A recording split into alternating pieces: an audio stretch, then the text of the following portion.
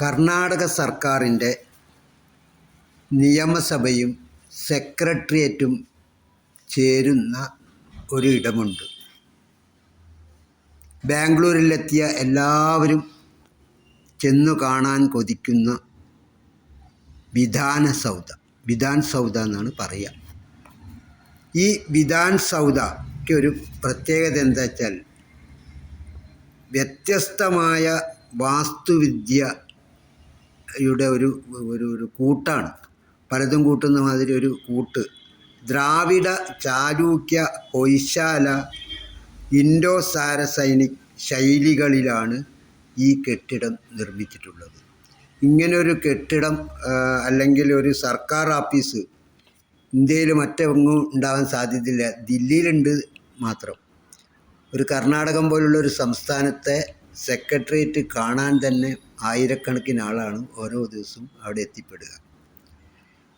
ഇതിൻ്റെ വാസ്തുവിദ്യ ഏറ്റവും പ്രത്യേകത അറിയിക്കുന്നു. അതുകൊണ്ട് തന്നെ പല ആർക്കിടെക്റ്റുകളും ഇതിനകത്തൂടെ പഠനാവശ്യാർത്ഥം തന്നെ വന്ന്, ഞാനിപ്പോൾ അവിടെ നിൽക്കുന്ന സമയത്ത് പോലും പഠനത്തിനായിട്ട് വന്ന എത്രയോ കുട്ടികളുണ്ട്. പക്ഷെ എന്നെ ഏറ്റവും അധികം ആകർഷിച്ചത് വേറെ എവിടെയും കാണാത്ത ഒരു സ്ലോഗൻ അവിടെ എഴുതി വച്ചിട്ടുണ്ട്. Government work is God's work. സർക്കാരിൻ്റെ പ്രവൃത്തികളെല്ലാം ദൈവത്തിൻ്റെ പ്രവൃത്തികളാണ് എന്ന് എഴുതി വയ്ക്കുക.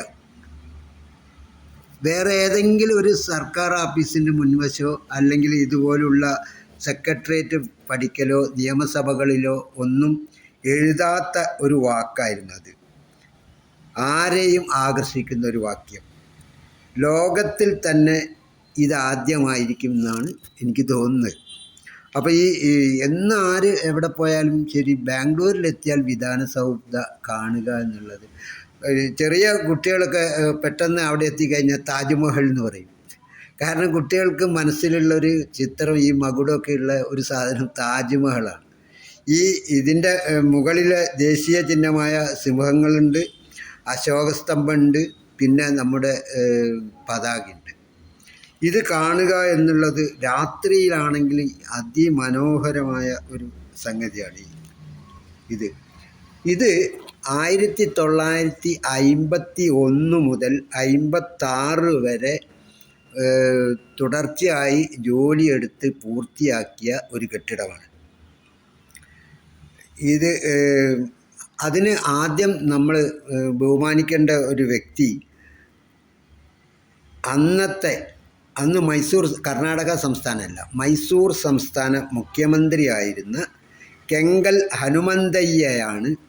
അവരുടെ നേതൃത്വത്തിലായിരുന്നു ഈ നിർമ്മാണം. ഇതിൻ്റെ പുറത്തു നിന്ന് വീക്ഷിക്കുന്നത് തന്നെ ഒരു മഹാഭാഗ്യമായിട്ട് വേണം കരുതാൻ. കാരണം അതിൻ്റെ ഘടന, അതിൻ്റെ നിൽപ്പ് ഒരു ഒന്നൊന്നര രാജകീയ നിൽപ്പ് തന്നെയാണ്. അപ്പോൾ ഏതായാലും ഈ ഒരു കെട്ടിടം കൂടി, വിധാന സൗധയും കൂടി കാണിച്ചിട്ട് ഞാൻ പിന്നീട് നമ്മുടെ എന്താ പറയുക, അതിൻ്റെ നേരെ മുന്നിൽ തന്നെ ഇല്ല കബൺ പാർക്കിലേക്കും ഇന്ന് തന്നെ കിടക്കുന്നുണ്ട്. ഏതായാലും വിധാന സൗധ പൂർത്തിയായി കാണുക.